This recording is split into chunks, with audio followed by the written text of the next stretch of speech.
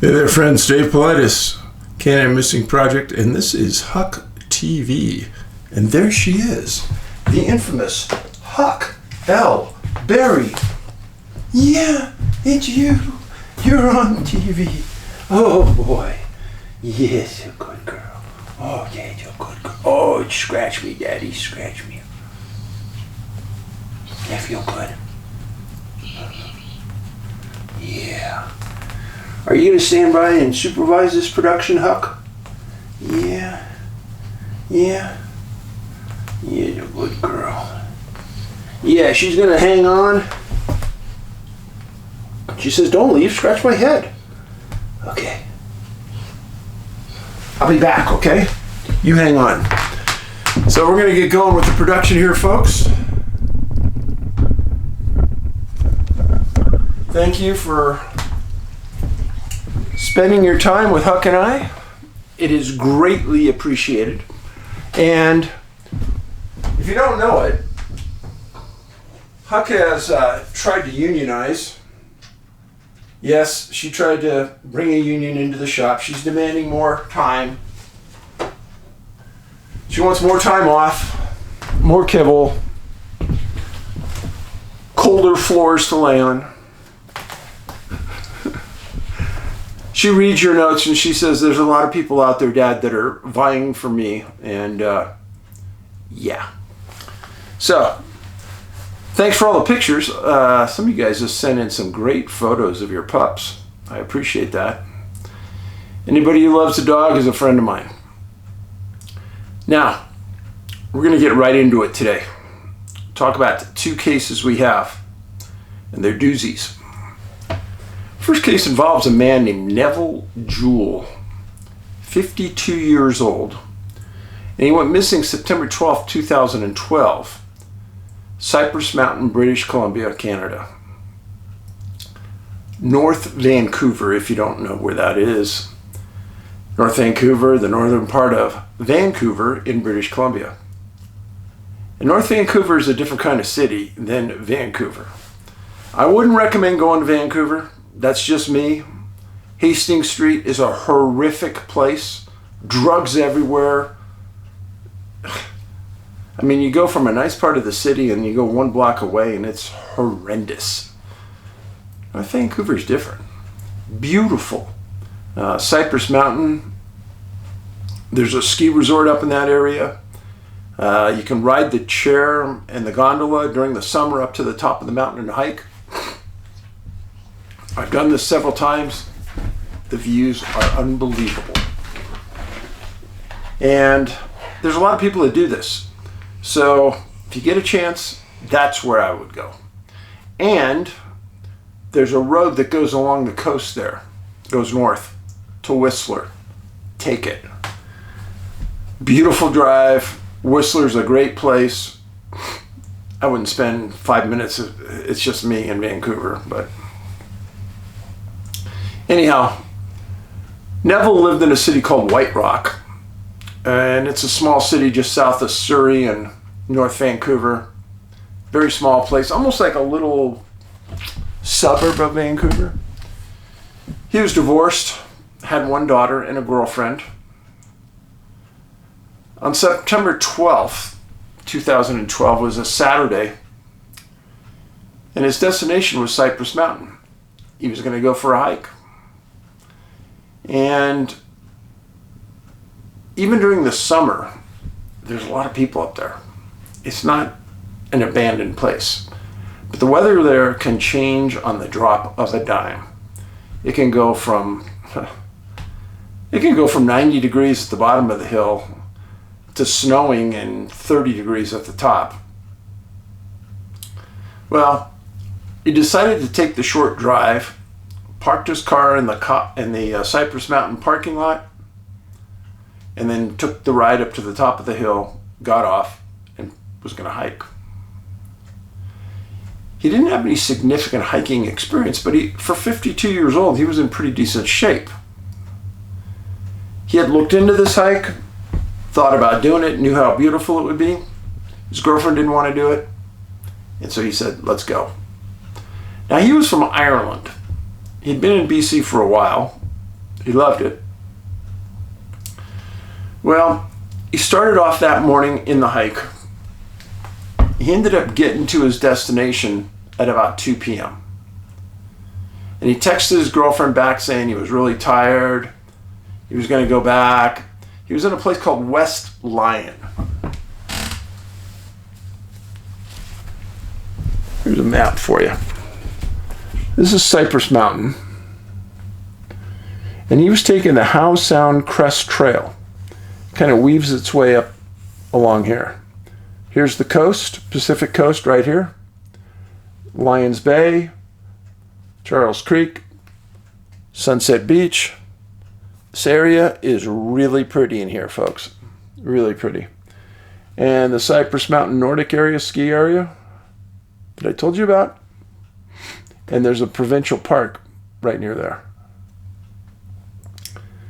The number of people missing in this area, huge. I've written about it, Missing 411 Canada. Now this is Neville. Fun, easygoing guy.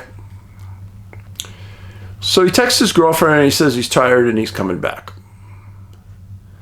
Now, in the days prior to this hike, he told his girlfriend that he was seriously considering traveling back to Ireland to see his mom. And his girlfriend believed he was going to do that and was actually surprised he was on the hike. So that was at 2 p.m. he texts her.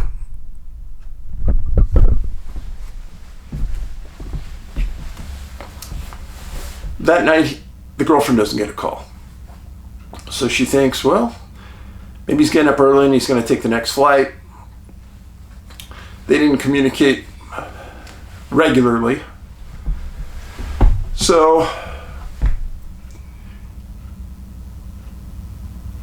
when Neville didn't contact his girlfriend that night or the following days, she thought he was in Ireland.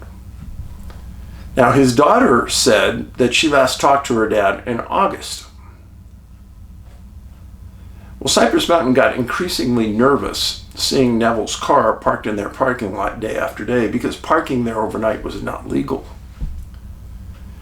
And if you were going to take a backpacking trip into the backcountry, you had to park someplace else. Well, in their efforts to get increasingly nervous, after 7 days, on September 20th, they called the West Vancouver police and reported the car as suspicious. Well, West Vancouver runs the license plate, figures out who the car belongs to. And in Canada, you got to attach emergency contacts when you register your car, and he put emergency contact down with his daughter. They contact the daughter and she says, well, I have a really good relationship with my dad, but we really don't talk that much. And they said, well, did you know what he was doing up here? She said, no. And they said, would he hike? And she said, yes. Had he ever hiked here? I don't think so. But they had enough to go on that the police decided that they're going to do a full search and rescue call-up. Now, I got to give it to Vancouver that they, in British Columbia, they do a first-rate job of searching. They've got the resources, helicopters, search and rescue teams, advanced equipment. They know what they're doing. So, one of the first things SAR does is they look up his cell data. And they knew from contacting the daughter and the girlfriend that he had made it to West Lyon and that he was turning around and coming back. This is important. This cuts down a lot of worthless search past West Lyon. Well, in the search of the cell phone, based on triangulation, they thought he might have fallen into the Sisters Creek drainage that flows into the Capilano watershed. And these areas were covered extensively by search and rescue. Capilano, There's a famous bridge in North Vancouver called the Capilano Extension Bridge. And it's cool. You walk on it, it kind of bows and it bounces, and it's a suspension kind of bridge, but it hangs deep, it sways. It's pretty fun, and it's a long way down into the valley. So the searchers searched for 3 going on 4 days, and they covered the areas they wanted to, and then the weather turned. It started to rain heavily, started to snow like I told you, and they pulled out. A couple weeks later, the searchers tried to go back. They got hit by weather again, and they couldn't even get into the search. They come back in another week. Again, the same thing. Heavy weather, they have to pull back. So what they said was they'd come back the following season and search, but it was obvious to them that he was deceased. That route that he took, the Howcrest Trail, parallels the coast. And there's drainages, creeks that run off the mountain down into the ocean. Now they're not that heavy, and the trail's on top of the mountain, so if you fell down, the water wouldn't be so fast that it would flow you right down to the ocean. You'd be there. And they didn't find him. And they had helicopters with FLIR, canines, ground pounders, they had everything. Several articles called this disappearance mysterious. And it was, because they weren't finding anything, which wasn't normal. These search and rescue people are successful in a vast majority of their incidents. Now, as I tell everybody, and I'll tell you again, when you go out on a hike, you tell somebody when you're going and when you're going to come back. And if they don't hear from you, they call search and rescue. In this incident, Neville did something that was very, very inconsistent. He didn't tell anybody when he was coming out and to call search and rescue if he didn't check in with them. He did tell his girlfriend he was walking out, but he didn't say, hey, I'm going to check in with you when I'm out. So by the time search and rescue got onto this, it was 7 days later. He was out there for 7 days. Imagine laying there with a broken leg for 7 days with no water, no food. You're going to die. Thousands of people have hiked this area since Neville went missing. And no one's ever found anything of him. His phone, his shoes, nothing. How could that be?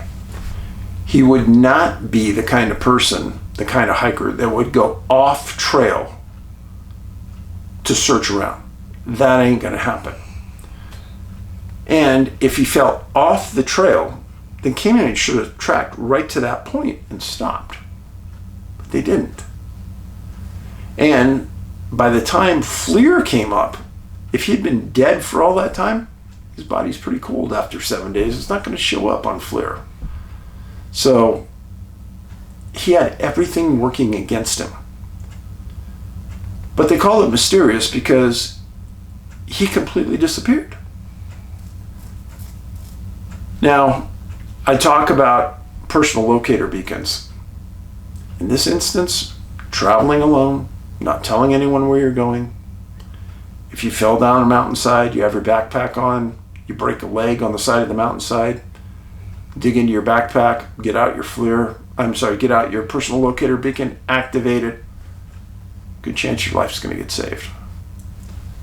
And I tell everybody, and I'll tell you, you have a son or daughter, or husband, girlfriend, wife that hunts alone, you get them a personal locator beacon. Why is that? Because hunters hunt off trail. Giddy up. So that's in North Vancouver, British Columbia. Neville Jewll, never found, 52 years old. Now in Missing 411, The Hunted, I spent a lot of time in New Mexico. I like that state. I really like Santa Fe, except the area around Santa Fe has way too many people missing. Way too many. And I highlighted several of them in the movie. And several of them are hunters.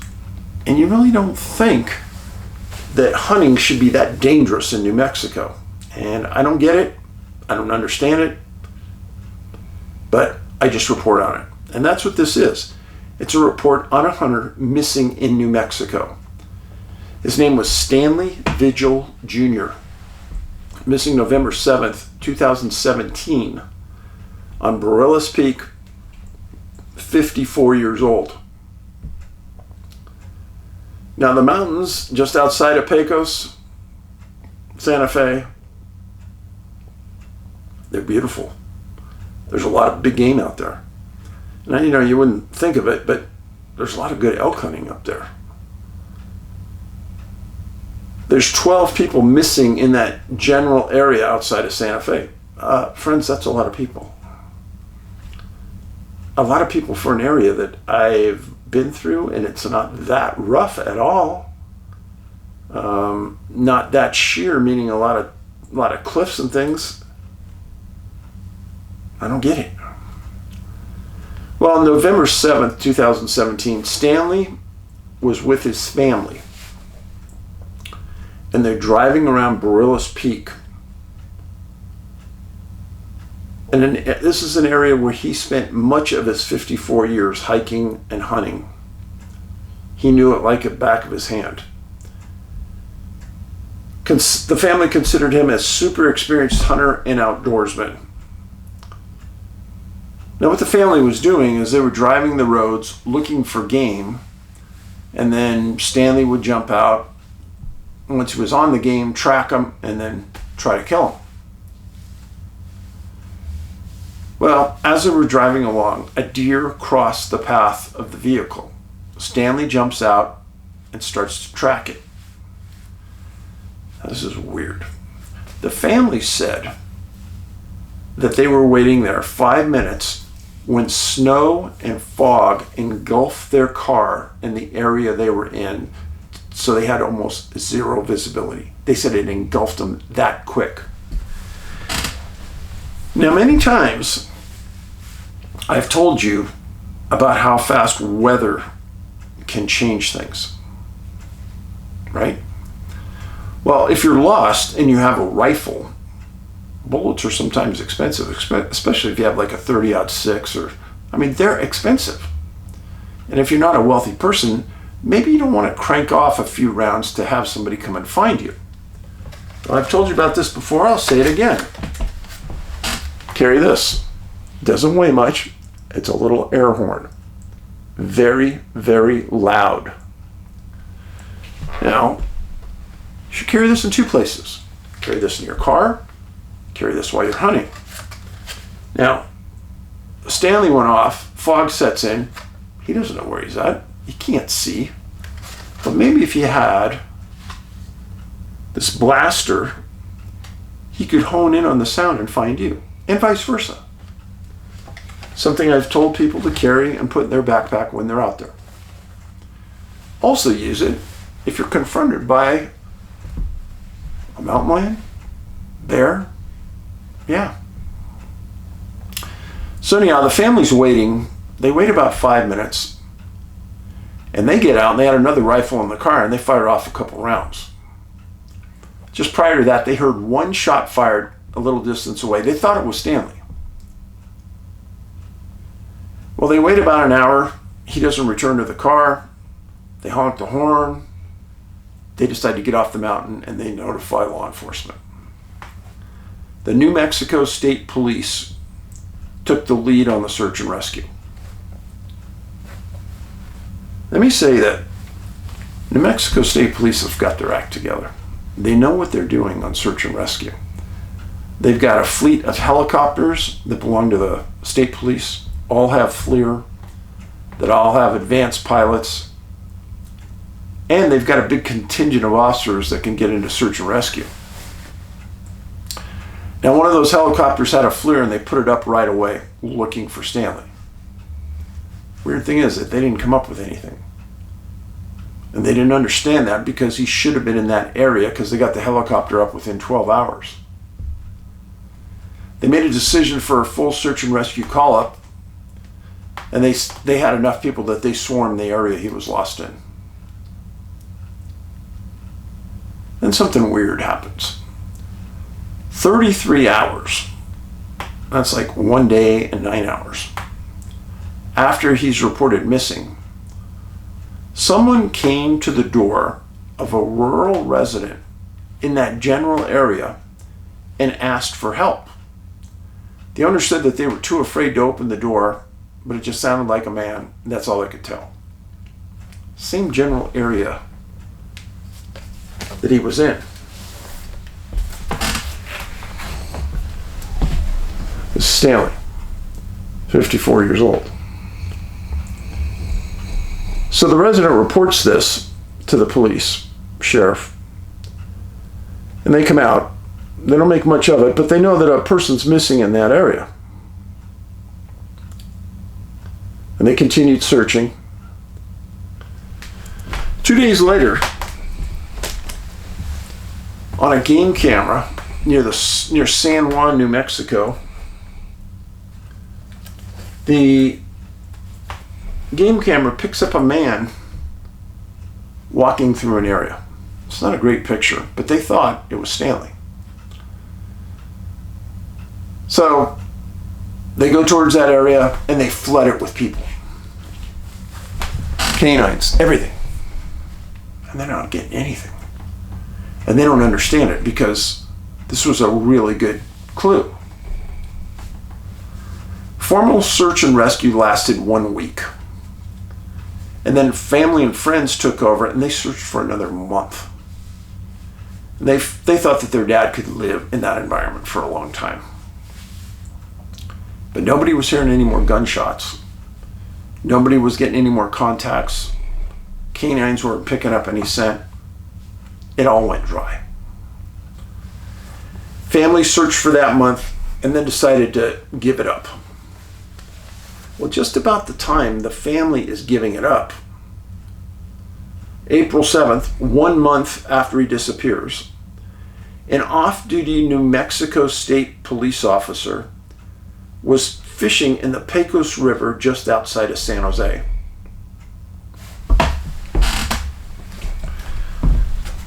So here is where he was hunting, Barillas Peak, right here. Here's San Jose, New Mexico. The Pecos River flows down from this area, follows the highway into San Jose, and then goes south. So the police officer's fishing right outside of San Jose. I gotta say, pretty weird coincidence that this police officer is just fishing on the river. And what does he see? He sees a body floating in the river. He calls his partners, the New Mexico State Police. They all come out and they recover a body. They sent the body for autopsy. Now, where the body was found was 9 to 12 miles from where Stanley was last seen. It's odd. My presentations aren't that enthralling. So, remember, 9 to 12 miles really means 20 miles walking, because you don't walk a straight line. So the coroner, 2 days later, contacts Stanley Vigil. And Darcy is the sister of Stanley. And they tell her that they've identified the body through dental charts, that it is her brother. And they stated that he had broken ribs and skull injuries. But they didn't believe foul play was involved.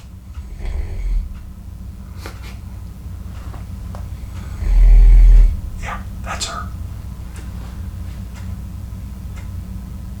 Well, Darcy says, I don't see, this is a quote from her, I don't see my brother asking for help and going into a river to die. That's That's what she said. Meaning, that wasn't him that walked up to that house and knocked on the door. And that wasn't really him that could have proactively gone in that river. So, my mind goes to other places.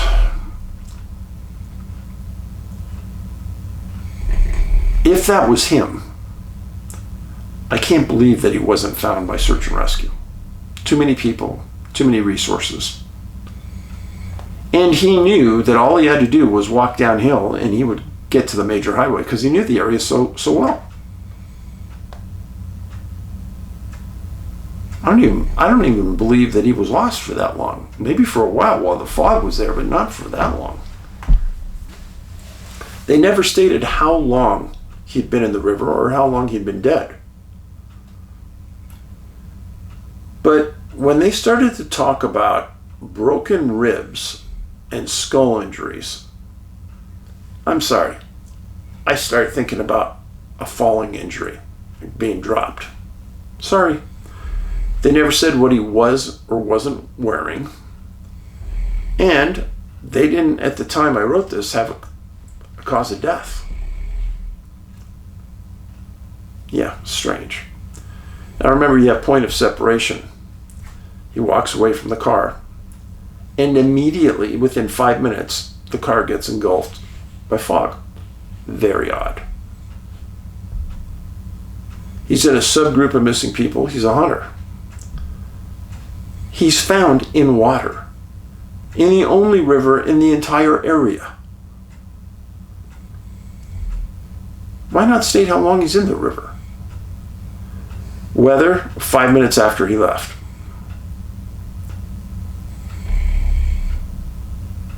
It would help if I knew what he was or wasn't wearing. Now, many times when these people go missing and they're dropped back, they're not wearing the same clothes that they were wearing when they disappeared. In fact, many times they're found wearing clothes that aren't even theirs. And many times underwear is on backwards, buttons aren't buttoned right, nothing is fitting correctly. And I learned this from MUFON investigations. Yeah, there's a lot to this. A lot of unusual things that go on. Now, I did a search of Barillas Peak, Pecos, San Jose, this entire area where he was gone. And I found a few stories that were just absolutely stunning. And I'm going to read you one.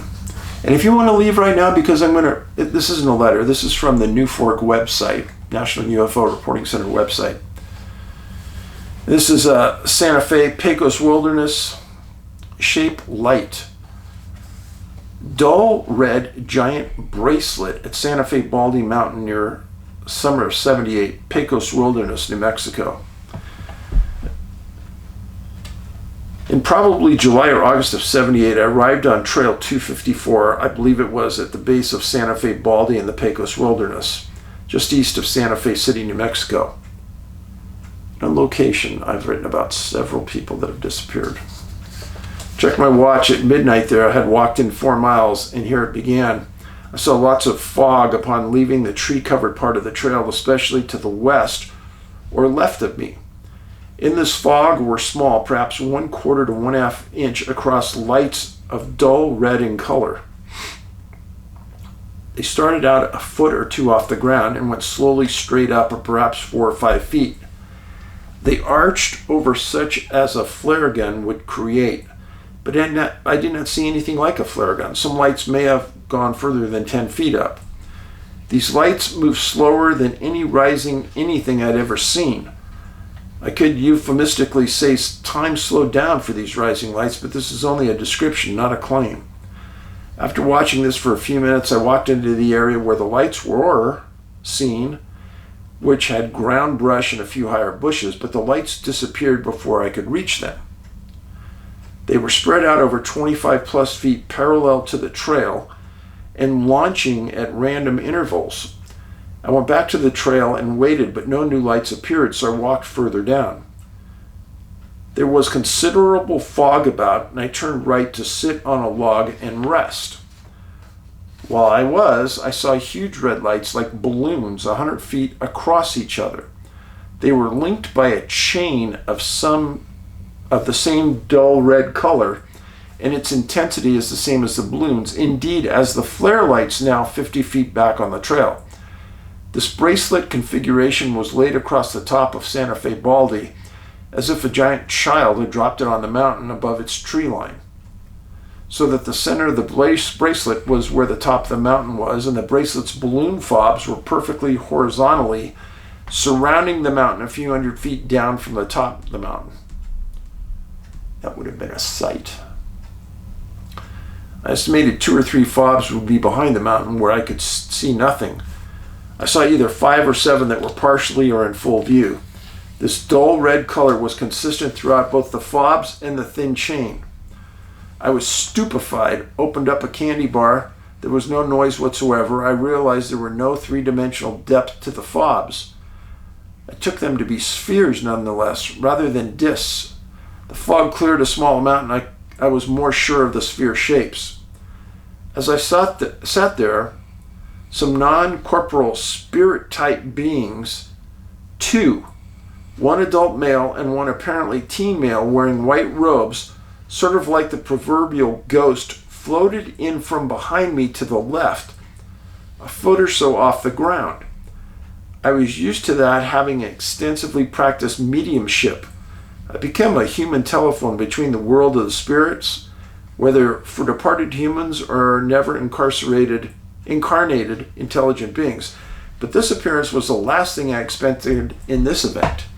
The taller adult one telepathinized me, stating in my mind, "Too many doorways." So what? So what does that mean? I had been thinking of climbing up for a closer look, had done it in the daylight before, and even that was rugged. He repeated the warning. Then the shorter apparent teen, 17 to 18 years old, said yes, that I could actually get killed doing it. I thought nonsense and was unmoved by them. The older one then kept repeating, "Too many doorways, too many doorways." I thought, what does that mean, and what does it have to do with? I thought about it for some time and pretended to agree not to make any effort to climb Santa Fe Baldy there that night. The spirits levitated back to where they came from behind me. I chuckled to myself like hell. Daddy and Junior came back, and Daddy yelled at me telepathically. I said, "Too many doorways." I was mad but yielded. Damn spirits. I thought too holy to say more. They left, and I continued watching. Nothing changed. I saw no movement. I realized the fog probably obscured the dull red something from being seen all down below some 3,000 feet in Santa Fe. I watched some more, got bored, remembered if this were a UFO something, its power system would be extremely dangerous. I walked away from the mountain for 2 miles and arrived at my reserve campsite at 2 a.m. The walk was hard because I felt tired. I couldn't figure out why I should be so tired, and this walk seemed to take forever. Then, when I got to the Spirit Lake on the near side, I had to walk through a group of 15 or so high schoolers up late. They had no camping equipment, but 2 or 3 young guys did. I went through them and followed the shore 50 yards across the lake to the far side. There I resolved to wake up at 10 a.m. completely refreshed. I ate a bit, zonked out, woke at 10 a.m. completely refreshed. Only the kids with the gear were on the far side of the lake. The 15 kids were nowhere. I ate, packed up, and walked back the way I came without incident to the car that was 6 miles away. There's a lot more, best for another time, when I have more energy. I'm 60 years old, and this happened 28 years ago. There's a part 2 to this. I'm the person reporting the dull red light on Mount St. Baldy. Loose ends for part 1. In 78, when this occurred, I didn't indeed nor used prescription or any hallucinogens. As I said, the next morning I woke at 10 a.m. very rested and refreshed. No manifestation of dull red light was anywhere. Everything was normal. The next night in Santa Fe, I saw the same dull red light in the sky in the northern area of Santa Fe. This time it was a single light going on and off like a plane might do. Due to the red color, it appeared slightly fuzzy and was heading south. Off and on for several nights and weeks, a few months, such appeared in the night sky in late '78. I moved to Denver, Colorado. With some friends, I went during the summer on an overnight backpacking trip in the mountains about 100 miles west of Denver. That night, I saw another one of those dull red lights in the sky. I stopped bothering to look for them, but 20 years later, I saw a red light and heard a simultaneous sound of a light plane engine for a few seconds. It was also dull, located just above the buildings east of East Evans and South University on the north side of East Evans. I just come from Chamberlain Observatory, where I had viewed Saturn in an older but powerful telescope. The astronomer, lecturing for 45 minutes, started telling people who wanted to talk about flying saucers to leave. A legitimate request, since it was his show, that of Denver University. The viewing of a dull red light lasted 5 to 10 seconds and went behind the building from my point of view. Why all the continuation of this dull red light starting in '78 as the land of the mountain plus the flare gun effect, then appearing in the night sky? I don't know. A saying in journalism is, believe nothing of what you hear, then only a tiny fraction of that. I'm a long way from conclusion of what I saw, UFO or not. Someone has a book in which he said Martians have a cave under Santa Fe Baldy where they live and do whatever. But I don't remember the author or specifics. And there's been some remote viewing which is close relative of clairvoyance I have used at times. Because the continuity of the appearances of the dull red in whatever shape, bracelet or single light in the sky, I record this. The bracelet did not fly, of course, and I was certainly puzzled by the flat appearance in the bracelet's fobs. Heard saying you make your own karma. This means whatever you do, set it in motion, some of whatever happens next. Go to Santa Fe Baldy, use your wits. Also, this was '78. I haven't been back there since. I did not record those events at the time that I recall. If I go back into researching these memorable events, I think I'll really want to seek out more current events. I do notice that I almost never, if at all, see accounts of dull red lights in UFO reports. It's pretty true. Finally, there's more to this story that I have told and suspect I would take a small book to cover it. I've seen enough science fiction to help with scenarios which could illuminate these events, however, indirectly. And I think there are multiple possibilities for the story of these dull red lights, including UFO source and non-UFO source. I had no direct reason to believe I was abducted in '78 or subsequent sightings. Why did I read that? Because this guy is onto it. He knows that that area has a lot of unusual things going on. Now, the things floating to him like apparitions, I've never heard of somebody who sees orbs seeing the apparitions like that. But I wouldn't put it by him. Pecos, New Mexico, the place on the map I showed you. Carrier craft picks up scout ship. At about 10 p.m. on above date and time, my ex-wife and I were standing out in the driveway just looking at the stars and talking. It was one of those incredibly clear high country nights, not a cloud in the sky, no moon. Just above the tree line, my eye caught a moving light. It was a perfect blue sapphire and was large enough to just show a disk rather than a pinpoint. My immediate impression was that this object was at a very high altitude and moving fast. As I watched, it crossed an arc of about 100 degrees in the sky in about 5 seconds. Then I saw another object coming in on a converging course at about 30-degree angle from behind.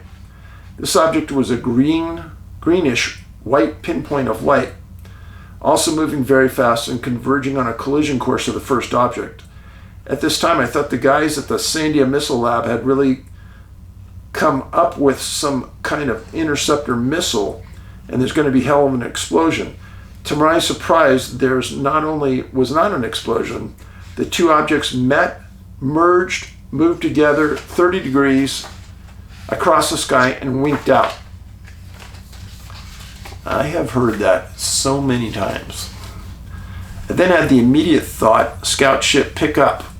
This all had happened so fast I hadn't said a word to my ex, so I asked her if she had seen it too, and she said yes, and described exactly what I'd seen.